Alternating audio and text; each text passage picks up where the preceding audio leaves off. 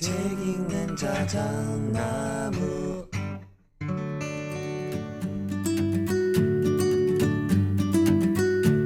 왜 어떤 사람들은 늘 승리하는가? 오늘 들려드릴 보도 셰퍼의 이기는 습관은 이 질문에 대한 답을 찾아가는 여정과 같았습니다. 질문이 뭐였다고요? 왜 어떤 사람들은 늘 승리하는가? 세계적인 동기부여 전문가 보도 셰퍼는 4,000권의 책과 세상에서 가장 지혜롭고 부유한 200명의 사람들을 만나 그들의 성공 비밀을 파헤쳤습니다. 그리고 그 결과를 이 책에 담아 위너들의 30가지 핵심 습관을 제시합니다. 여기서 잠깐, 저는 이긴다, 이기는 사람이라는 뜻의 위너라는 말이 별로였어요. 반대말인 루저 역시도 별로거든요. 아니, 사람이 어떻게 맨날 이기냐고요. 또 이긴다, 진다는 건 특정한 상대가 있어야 되는 일이라서 불편하게 저는 들리더라고요. 근데 책을 곰곰이 계속 읽어나가다 보니 저자가 뜻하는 위너는 그런 의미가 아니었습니다. 위너는 당당히 경쟁에서 이기는 사람뿐만 아니라 자신을 믿고 내면의 소리를 당당하게 따르는 사람, 즉 주체적인 삶을 살아가는 그런 사람을 위너라고 불렀더라고요. 이기는 습관, 이 책은 성공을 향한 마법 공식이나 지름길 같지도 않아요. 대신 위너들이 공통적으로 가지고 있는 삶에 대한 태도나 습관을 생생하게 보여줍니다. 그들은 끊임없이 배우고 성장하고 변화를 두려워하지 않았습니다. 남들보다 10%더 노력하고 빠르게 결정하고 그 결정을 끈기 있게 지켜나갑니다. 또 이런 말은 좀 너무 흔해 보이려나? 책을 읽으면 이 말들이 흔하게 느껴지지 않거든요. 실패와 역경에도 굴하지 않고 오히려 이를 도약의 발판으로 삼습니다. 자, 이 위너들의 30가지 습관 중에서 제가 꼽은 가장 중요하다고 생각됐던 습관은 바로 이거였습니다. 본문 듣고 클로징 때 이야기 좀 더 나눠보겠습니다. 지금부터 자작나무 위너들의 숲길을 같이 걷겠습니다. 오늘도 끝까지 함께 해주십시오. 오늘도 끝까지 함께. 이 멘트 엄청 오래간만에 한 것 같아요. 그죠?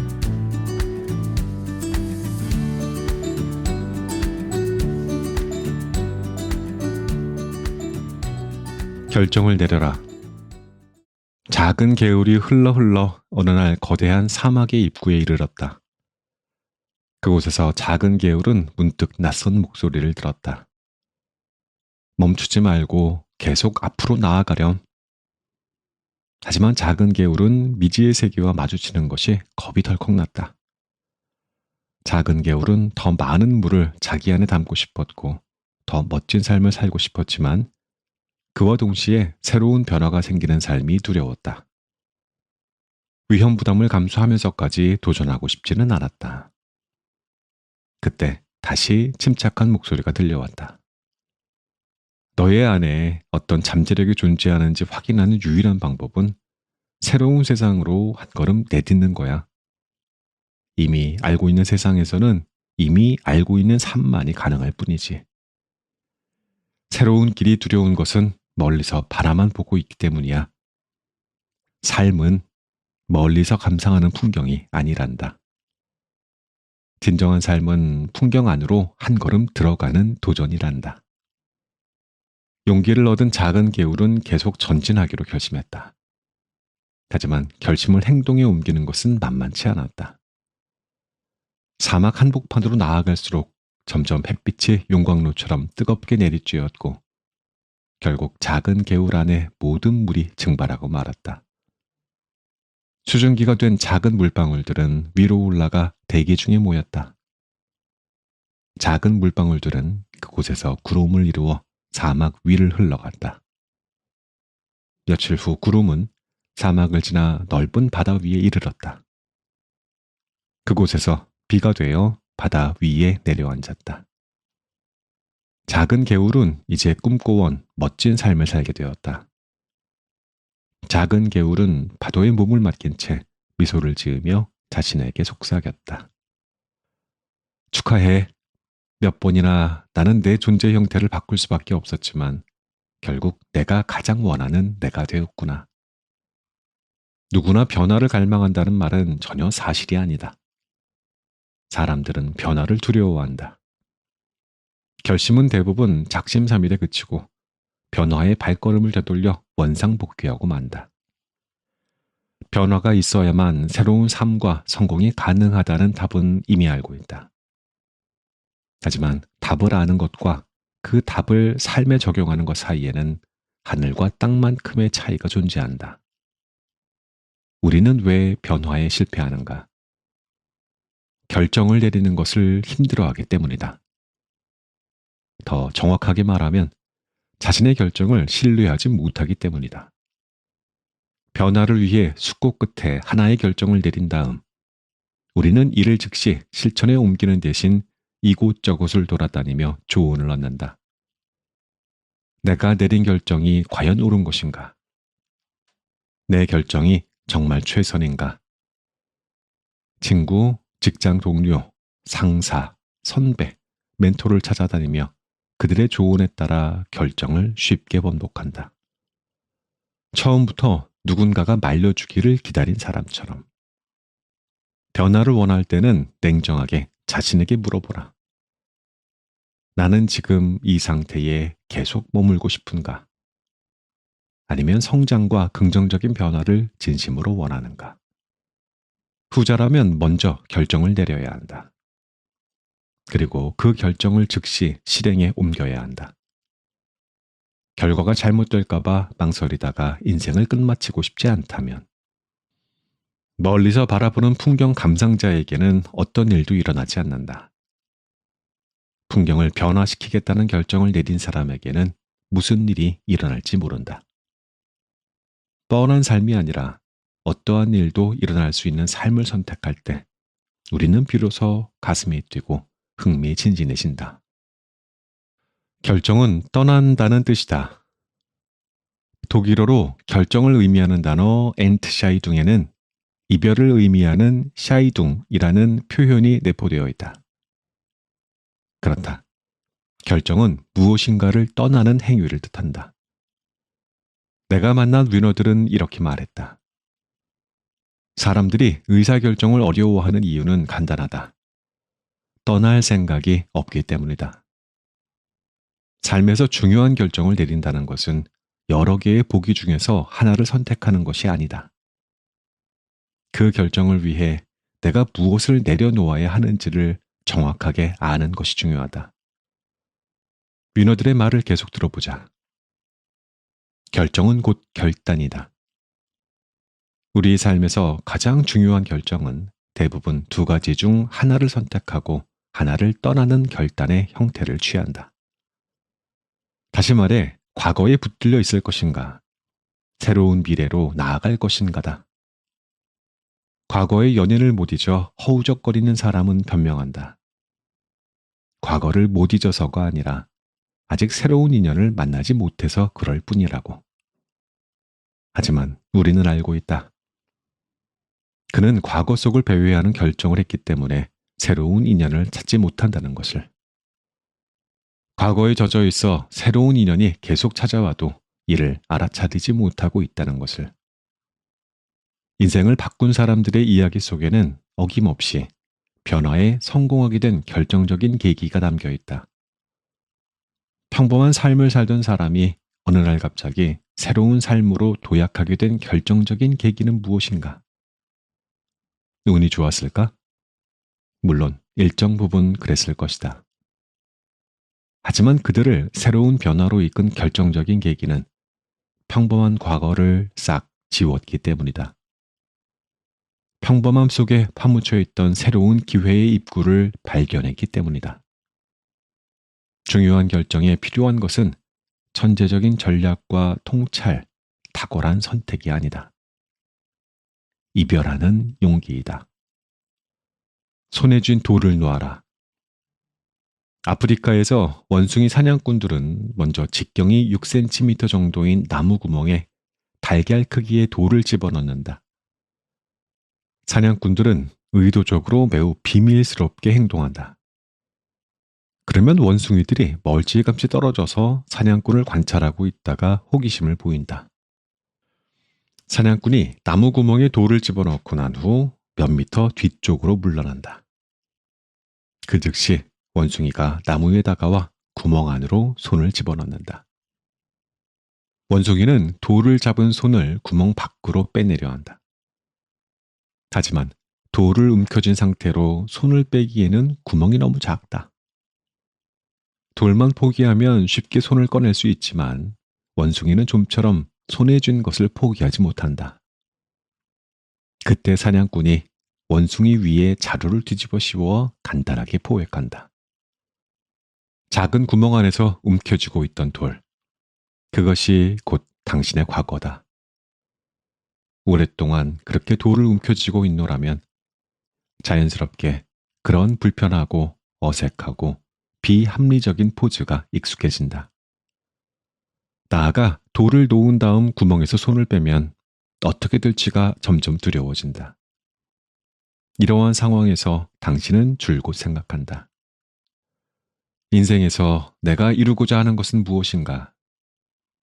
꿈을 이루려면 무엇을 해야 하는가? 한 손을 구멍 안에 둔 채 다른 손을 턱에 괴고는 끊임없이 생각에 잠긴다. 아무 일도 일어나지 않는 생각에 잠긴 채 천천히 자루 속으로 머리를 밀어넣는다. 미국의 26대 대통령 시오도로 루즈벨트는 이렇게 말했다. 승리도 패배도 없는 회색지대에서 기쁨도 슬픔도 느끼지 못하는 지루한 유령들 틈에 끼어 있기보다는 가끔은 실패를 겪더라도 위대한 일에 도전하고 빛나는 승리를 자축하는 편이 훨씬 낫다. 월드컵 축구 경기를 생각해보자. 강팀과 맞붙은 약팀이 어떻게든 패배만은 모면하려고 전력을 다하는 경기처럼 지루한 것이 또 있던가. 틈만 나면 드러눕고 걷어내는데 급급하고 자기 진영 페널티 구역 안에 모든 선수가 들어와 인해 전술 수비를 펴는 팀의 경기가 얻을 수 있는 것은 야유뿐이다. 하지만 강팀에게 승리한 약팀의 예는 스포츠 역사에서 수도 없이 많다. 그들도 오직 지지 않으려고 싸우다가 행운 같은 승리를 얻었던가? 그럴 리 없다. 그들은 이기기 위해 싸웠기에 이겼을 뿐이다. 위너들은 말한다. 승리와 패배는 인간이 통제할 수 있는 결과가 아니다. 다만 우리가 통제할 수 있는 것은 지루한 삶을 살 것이냐, 지루한 삶을 참지 않을 것이냐다. 먹고 사는데 급급한 사람은 먹고 살 만한 삶을 산다. 성공하는 삶을 위해 노력하는 사람은 성공하는 삶을 산다. 그것뿐이다.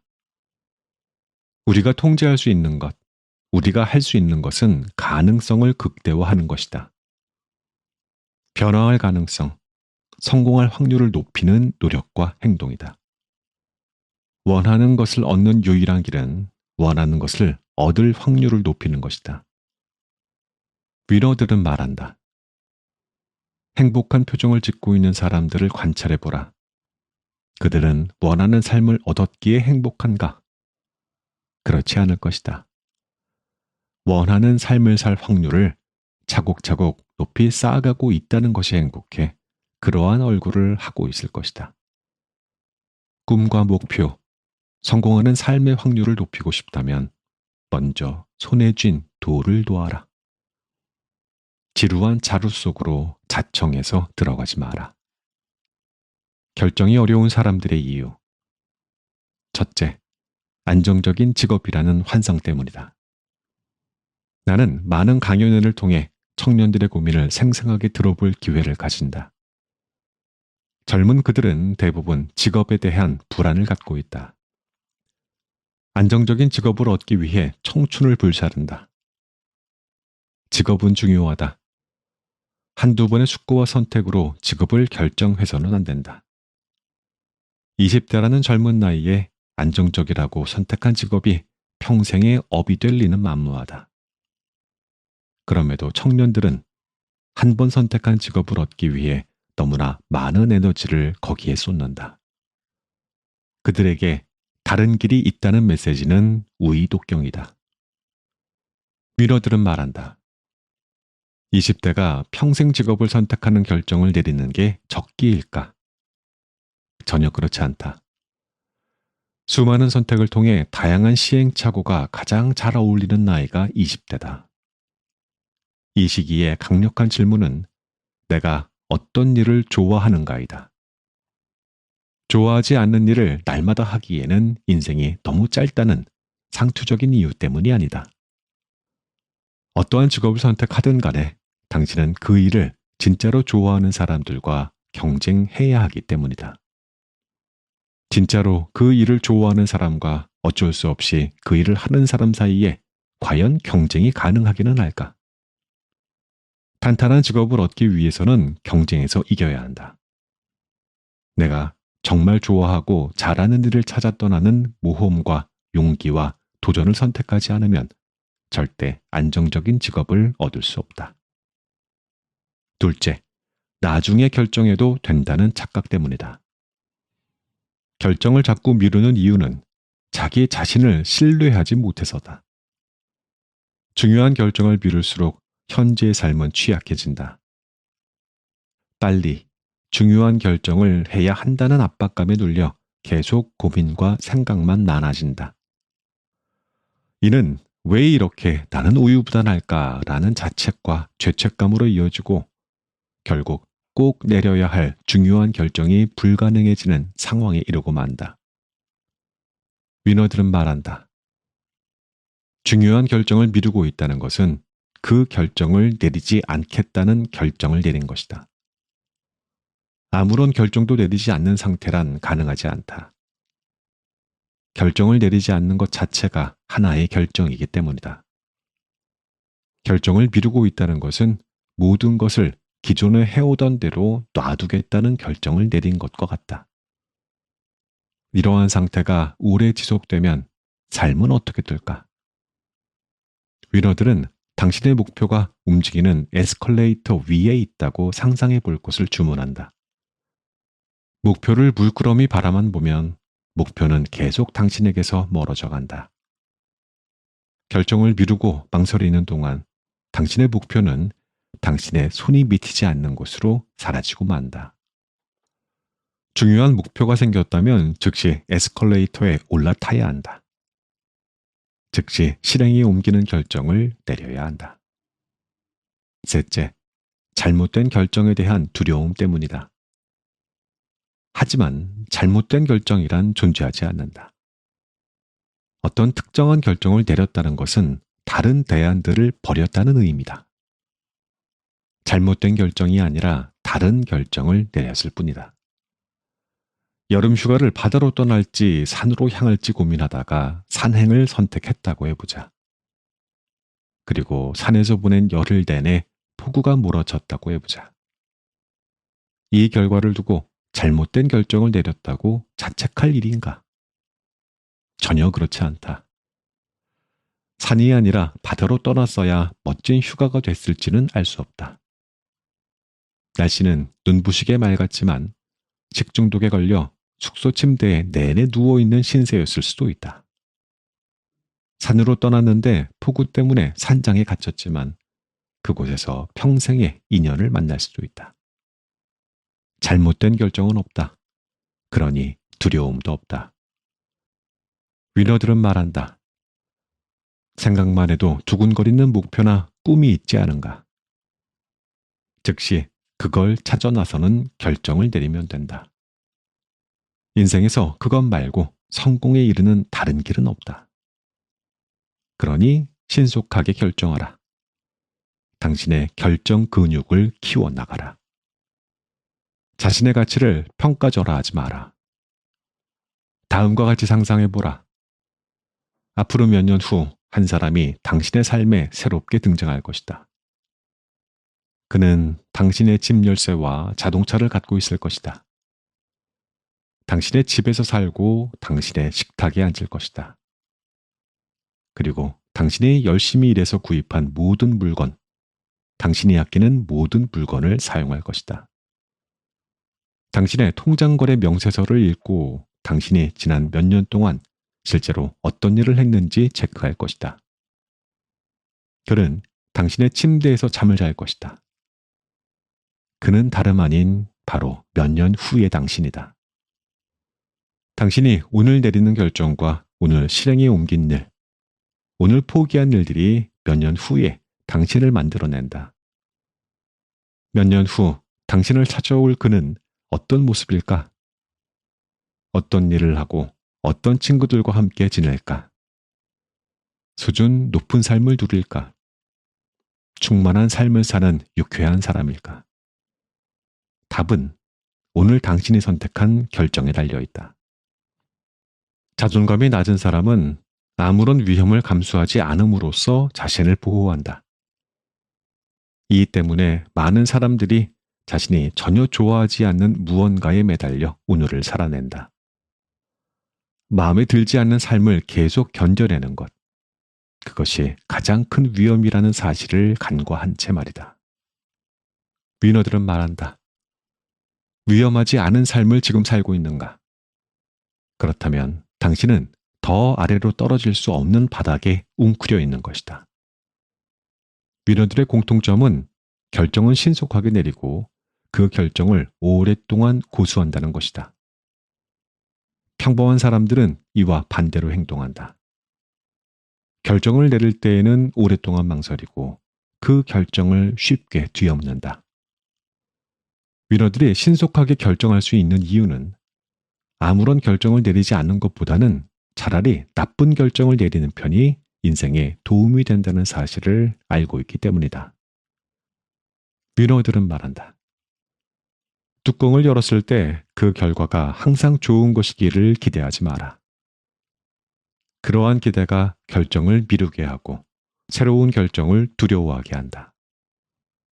뚜껑을 열 때 어떤 결과가 나올지 몰라 가슴이 두근거리는 삶을 살아야 한다. 결과는 정말 아무것도 아니다. 신속한 결정의 열쇠는 자신의 가치를 아는 것이다.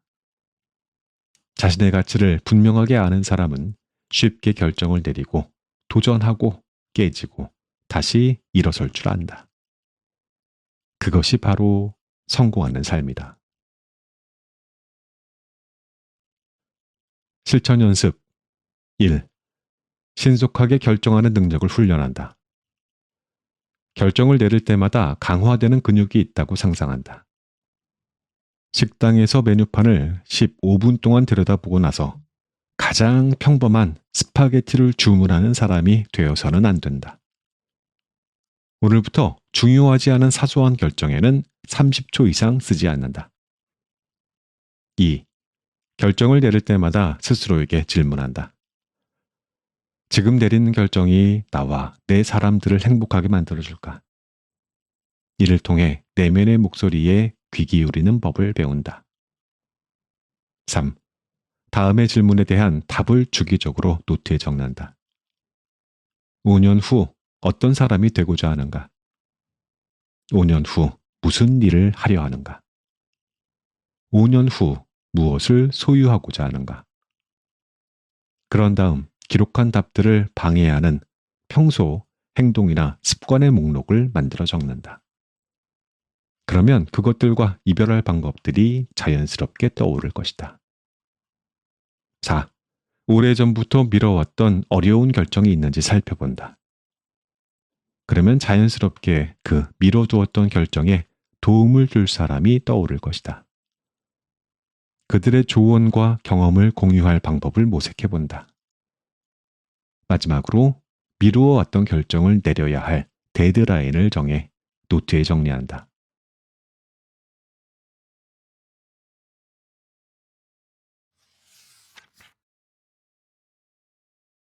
신의 테스트를 통과하라. 어느 날 5살짜리 딸이 상기된 얼굴로 침대 안으로 뛰어 올라와 물었다. 엄마는 나중에 커서 뭐가 되고 싶어요?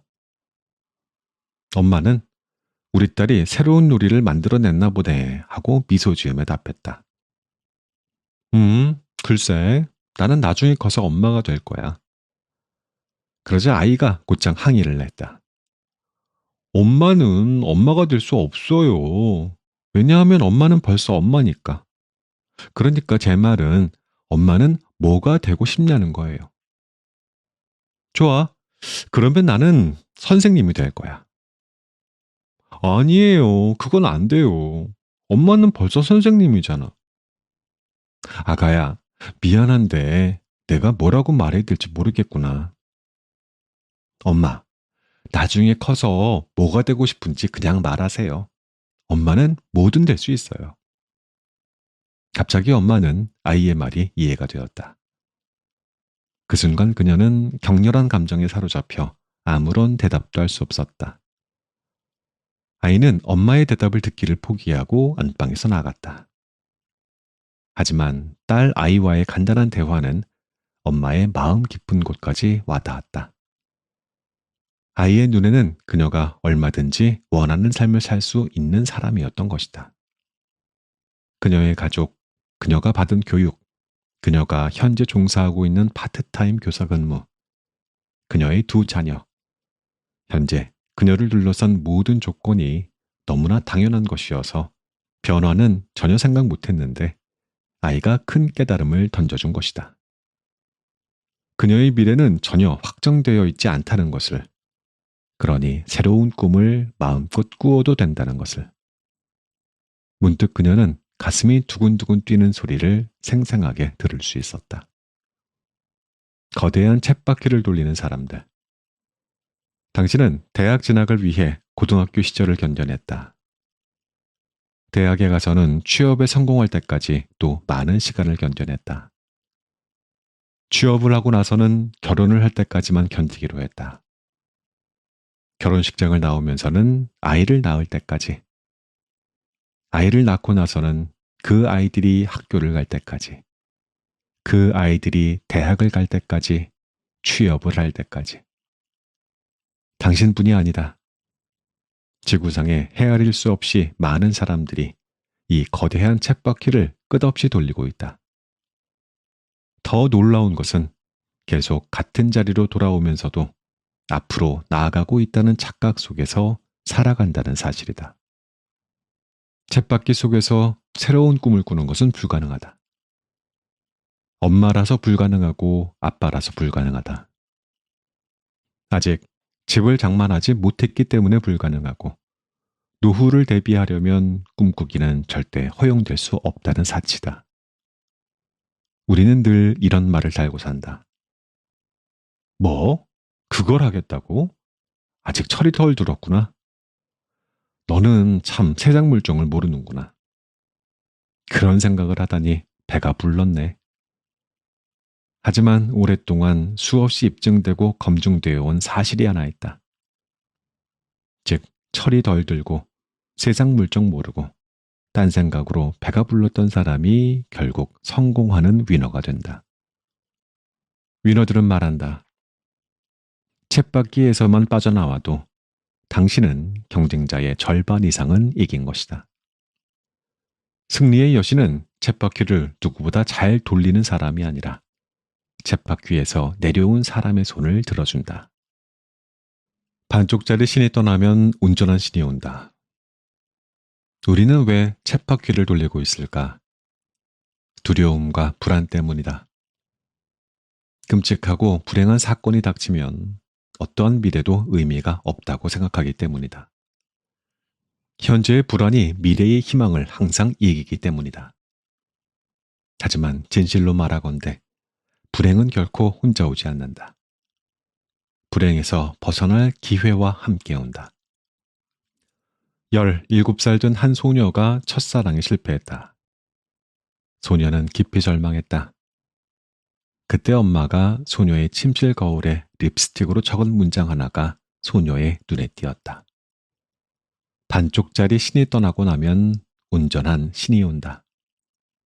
어려움, 두려움, 불안과 함께 인생을 어김없이 찾아오는 불행한 사건들에 대처하는 지혜로운 자세는 그 사건들을 겸허하게 받아들이는 것이다. 이 받아들임을 통해 더 나은, 더 온전한 삶을 사는 것이다. 위너들은 말한다.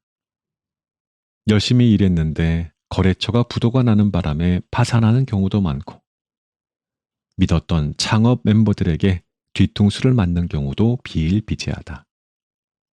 갑자기 병마가 찾아올 수도 있고, 사랑하는 사람들이 곁을 떠나는 슬픔도 존재한다.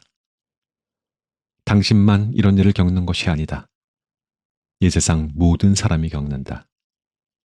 따라서 불행한 사건은 신이 모든 인간을 테스트하는 시험과도 같다. 이 테스트를 통과하려면 어떻게 해야 할까? 답은 각자의 몫이다. 분명한 사실은 이 테스트를 통과하고 합격한 사람만이 위너가 된다는 것이다. 성공하려면 실력, 능력, 잠재력, 지식과 통찰, 운이 필요하다. 그리고 이 모든 것보다 더 절실하게 필요한 것이 있다. 바로 두려운 불행과 슬픔을 통과하는 지혜이다. 1914년 12월 토마스 에디슨이 67세였을 때 그의 연구실이 화재로 몽땅 타버리고 말았다. 피해액은 200만 달러를 웃돌았는데 그가 보험사에 청구할 수 있는 보상금은 50만 달러에 불과했다. 이보다 더 막대한 피해는 그가 이루어 놓은 모든 연구 자료들이 손상됐다는 것이다. 그의 학문적인 성과를 집대성해 놓은 원고와 논문, 메모들이 불길 속으로 사라졌다. 불이 났다는 연락을 받고 허둥지둥 연구실이 있는 건물에 도착한 에디슨의 아들은 급히 아버지를 찾아다녔다. 그러다가 화재 현장에서 조금 떨어진 곳에서 불길을 바라보고 있는 에디슨을 발견했다. 에디슨은 차분한 미소를 띤 채 건물이 천천히 무너지는 모습을 지켜보고 있었다. 그러다가 문득 그는 주위 사람들에게 자신의 아내를 데려와 달라고 부탁했다. 잠시 후 그의 아내가 도착했을 때 에디슨은 이렇게 말했다. 저것 좀 봐요. 우리가 평생 동안 다시는 경험하기 힘들 장면이요. 불행한 사건들은 무척 소중한 가치가 있지. 그간 내가 저질렀던 모든 오류가 지금 불타고 있어. 정말 감사하게도 이제 완전히 새로 시작할 수 있게 됐다오. 에디슨은 그렇게 신의 테스트를 탁월하게 통과했다. 그 결과 전대미문의 업적을 남긴 위대한 발명가로 그 이름을 인류 역사에 새길 수 있었다. 불행한 일, 좌절과 슬픔이 당신의 삶을 놓고 하면 정신 바짝 차리고 집중하라. 그건 신이 주신 기회이다. 익숙한 것과 결별하길. 한 남자가 집 열쇠를 잃어버렸다. 그는 곧장 열쇠를 찾기 시작했다. 그 모습을 지켜보던 이웃집 여자가 도와주겠노라 나섰다. 덤불빛까지 샅샅이 살피며 열심히 열쇠를 찾던 여자가 문득 이상한 점을 발견했다. 정작 열쇠를 잃어버린 당사자는 계속 가로등 주위만 맴돌며 다른 곳은 거들떠 보지도 않는 것이었다. 남자는 가로등 아래에서 앞으로 몇 걸음 나아갔다가 다시 뒤로 돌아오기를 반복했다. 여자가 말했다. 그 정도 찾았으면 가로등 주변에는 없는 거 아니에요? 다른 곳도 찾아보시죠. 남자가 답했다. 아, 당연한 말씀입니다. 제가 열쇠를 다른 곳에 떨어뜨렸을 가능성도 있지요. 하지만 여기가 밝아서 찾아보기가 제일 좋아서요. 대체로 사람들은 꿈과 열정을 지금 자신이 하고 있는 일 주위에서 찾으려고 한다. 하지만 우리의 진정한 꿈은 정작 우리가 전혀 예상치 못한 곳에서 발견되곤 한다. 그래서 여행을 떠나야 하고 전혀 낯선 길로 출근도 해보아야 한다. 낯선 사람과 커피를 마셔야 하고 한 번도 듣지 않았던 장르의 음악도 감상할 줄 알아야 한다. 위너들은 말한다. 성공을 가로막는 장애물 중 하나는 익숙함이다. 익숙함에 중독되면 기쁜 일이 찾아와도 기쁜 줄 모르고 불행을 겪어도 그것이 불행인지 모른다. 가장 위험한 사람은 무표정한 얼굴을 하고 있는 사람이다. 몸부림조차 치지 않는 사람이다. 자신의 삶에서 한 발자국도 바깥으로 나갈 필요를 느끼지 못하는 사람이다. 당신에게 묻는다. 지금 당신의 열쇠는 어디에 있는가?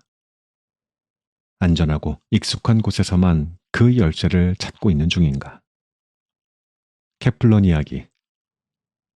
길버트 케플러는 25세 때 금융 전문 잡지를 창간했다. 15년 뒤 그 잡지는 해당 분야에서 발행 부수가 가장 많은 유명 매거진으로 성장했다. 그런데 갑자기 케플러는 40세가 되던 해 열정과 헌신을 다해 키워온 회사를 팔아치웠다. 무슨 일이 일어났던 것일까? 어느 날 그는 구스타프 말러의 교향곡 제2번을 듣고 있었다.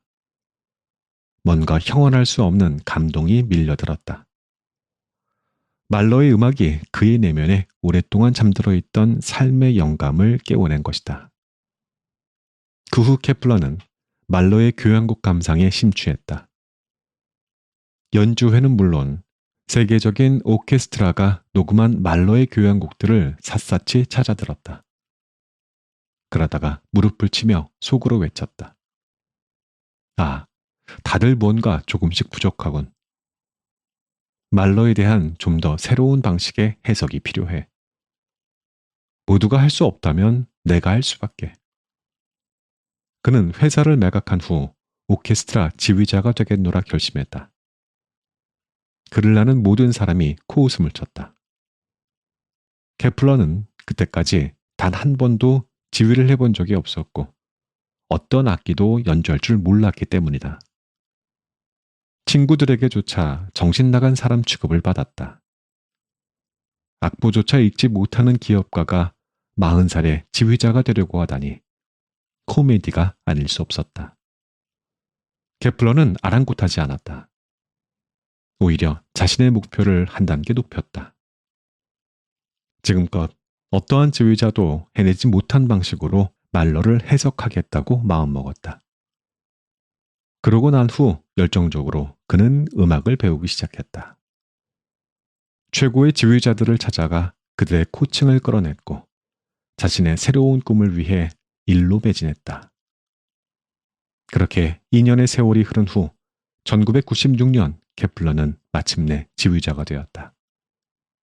그의 오케스트라가 취입한 앨범은 그해 최고의 클래식 명반으로 각광을 받았다. 그리고 같은 해 짤츠부르크 음악제 개막 공연에서 그는 지휘자로 무대에 섰다. 당신에게 묻는다. 당신은 살면서 미친 사람 취급을 받아본 적이 있는가? 모두가 코웃음 치는 일에 도전한 적이 있는가? 파격적으로 하라. 도저히 이룰 수 없을 것 같은 꿈과 목표를 종이에 적어보라. 그러면 알게 된다. 그 가운데 몹시 끌리는 것이 있다는 사실을. 왠지 이룰 수 있을 것 같다는 생각이 드는 것도 존재한다는 사실을. 위너들은 말한다. 시각화는 아무리 강조해도 지나침이 없다. 머릿속에 존재하는 걸 직접 눈으로 보는 습관을 들이면 인생은 정말 달라진다. 머릿속에서는 안 될 것 같은 일들을 직접 눈으로 보면 될 것 같다는 긍정적인 느낌이 든다. 우리는 모두 위시리스트를 갖고 있다. 다만 그 리스트가 머릿속에 있을 때와 눈앞에 놓여 있을 때에는 그야말로 천지 차이가 난다. 믿기 어렵다면 반드시 경험해보라. 이 책의 실천 연습에서 내가 계속 일기를 쓰고 리스트를 작성해보고 종이 위에 뭔가를 기록하라고 주문하는 것도 그 효과가 엄청나기 때문이다. 머릿속 위시리스트 안에 번지 점프하기는 아마도 평생 이루어지지 않을 수도 있다. 하지만 이를 종이 위에 써놓으면 머지않아 도전이 가능할 것 같은 용기가 난다. 진실로 원하는 것, 꼭 이루고 싶은 목표, 인생을 걸어볼 만한 꿈이 있다면 절대 그것을 머릿속에 보관하지 마라. 새로운 삶을 열어주는 열쇠를 찾고 싶다면 가로등이 비치는 익숙한 반경 바깥으로 나가야 한다. 머릿속만큼 우리에게 익숙한 공간은 없다. 위너들은 말한다. 일을 할 때에는 평범하고 익숙하고 편안하게 하지 마라. 파격적으로 하라. 꿈을 이루는데 돈이 가장 필요한가? 그러면 돈을 평범하고 익숙한 방식으로 모아서는 안 된다. 미친 사람이라는 소리를 들어가며 지독하고 파격적으로 모아야 한다. 목표 달성에 영어 회화가 필요한가? 그러면 남들은 흉내도 내지 못할 만큼 엄청난 인풋을 쌓아야 한다. 적당히 해서는 안 된다. 미친 듯이 해야 한다. 내가 만난 위너들의 공통점 중 하나는 미친 듯이 전력 질주한 구간이 있었다는 것이다. 당신의 삶에도 이러한 구간이 있었는지 깊이 생각해 보라. 더 많은 꿈을 실현할수록 더 강해진다.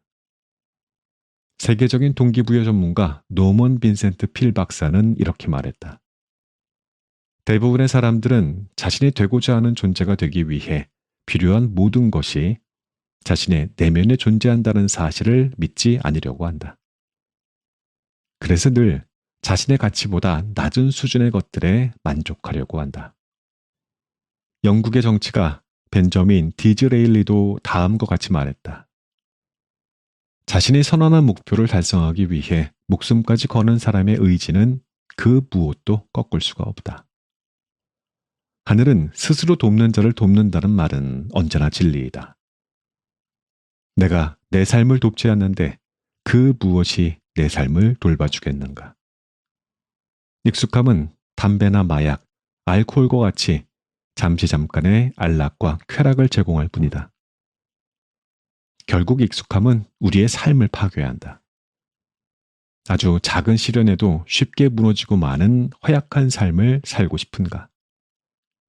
그렇다면 계속 쳇바퀴를 돌려라. 신의 테스트를 통과해서 새로운 삶으로 나가는 열쇠를 얻고 싶은가? 그렇다면 바퀴를 멈추고 익숙함의 바깥으로 걸어 나오라. 신곡의 작가 단테는 이렇게 말했다. 강력한 불길은 아주 미세한 불꽃에서 일어난다. 미친 듯이 파격적으로 하되 작은 성취를 계속 얻어가라. 그러면 그 성취들이 모여 커다란 업적이 될 것이다. 마이웨이를 부른 프랭크 시나트라의 장례식에 참석한 미국 대통령은 이렇게 그를 추모했다. 그는 언제나 자신만의 방식대로 자신의 삶을 살았다. 우리의 근본적인 목표는 마이웨이다. 내 방식대로 살지 않으면 타인이 통제하는 삶을 살게 된다. 타인은 우리를 효과적으로 통제하고 제어하기 위해 안전해 보이는 쳇바퀴를 우리에게 선물한다. 에이브러함 링컨은 어머니의 유언을 평생 받들며 살았다고 회고했다. 그의 어머니는 임종을 앞에 두고 아들에게 이렇게 당부했다. 나에게 약속해다오 아들아. 영원히 의미 있는 사람이 되겠다고. 명심하라. 익숙한 곳에 머물러 있기에는 인생은 너무도 짧다는 것을. 실천 연습 1. 친구들이나 주위 사람들에게 지독하다, 미친 것 같다 라는 말을 들을 수 있는 일이 무엇일지 깊이 생각해 본다. 2. 지난 5년 동안 내 삶에 얼마나 많은 일이 있었는지 되짚어 본다. 강렬한 인상을 남겼던 좋은 일은 무엇인가? 견디기 힘들었던 일은? 얼마나 많은 사람을 새로 사귀었던가? 너무나 후회스러웠던 일은? 지난 5년간 일어났던 일들이 앞으로 5년 동안 다시 일어난다면? 이 질문에 대한 답들을 기록해 나아가면 삶이 달라질 것이다. 3. 아무도 못 해낼 것 같은 일들을 기획하라. 그리고 당장 실행에 옮겨라. 결과는 아무래도 좋다. 전력 질주하는 동안 당신은 이미 답을 얻게 된다. 4. 전력 질주 구간은 반드시 기록으로 남겨라.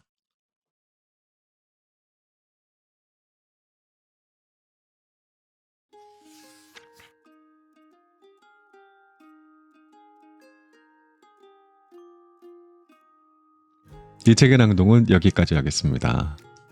저자가 프롤로그에서 이런 말을 했어요. 세상에서 가장 큰 행운이 무엇인지 아느냐고. 그건 내가 내 스스로의 인생의 코치가 되어주는 것이다. 그 누구도 아닌 내 자신의 목소리를 마음속으로 들으면서 무엇보다 내가 나를 믿고 내가 하는 내면의 목소리를 신뢰하는 사람이라면 그는 성공하지 않을 도리가 없다고요.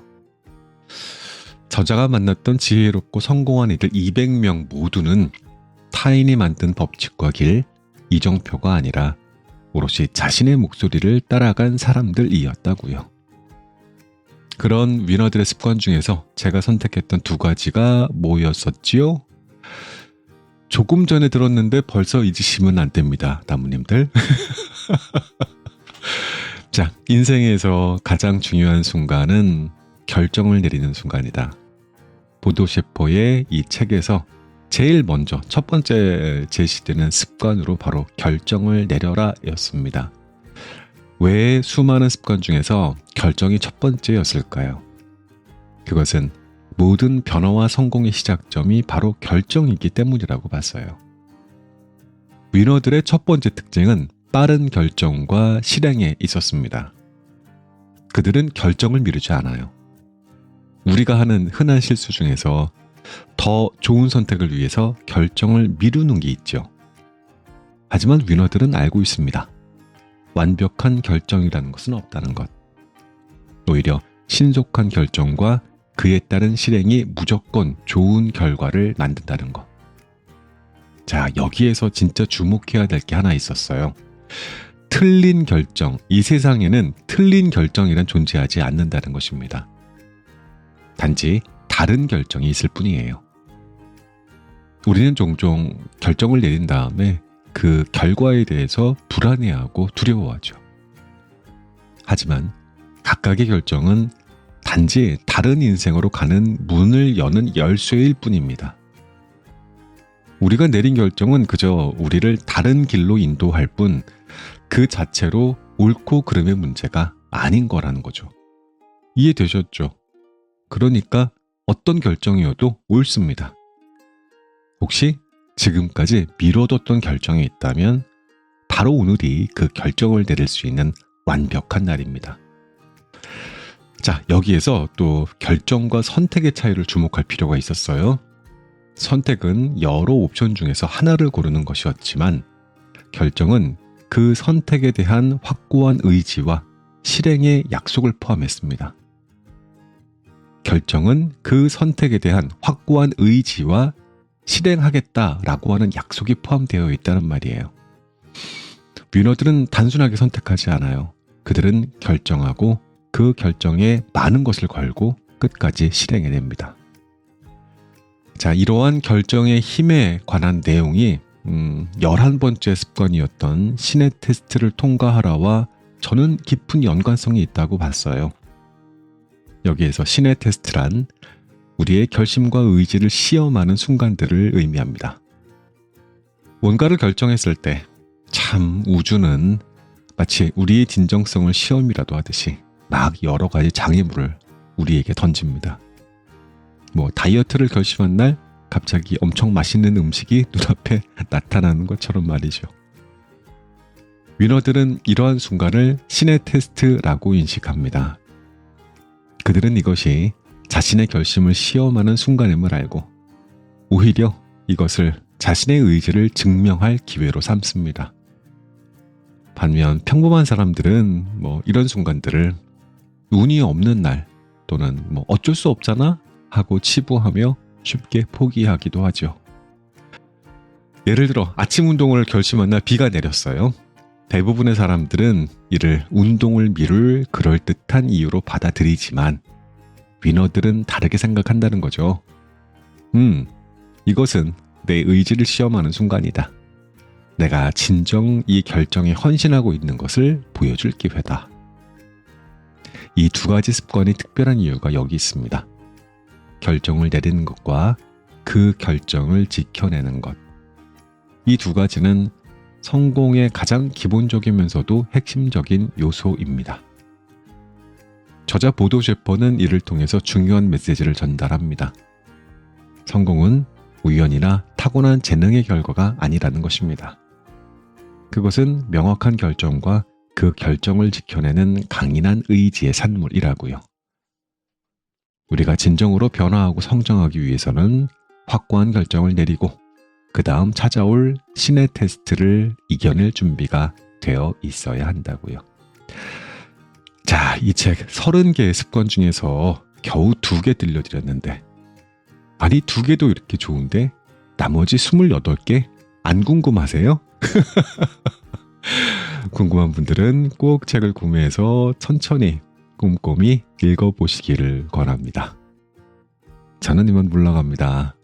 다음에 뵐 때까지 건강히 안녕히 계십시오.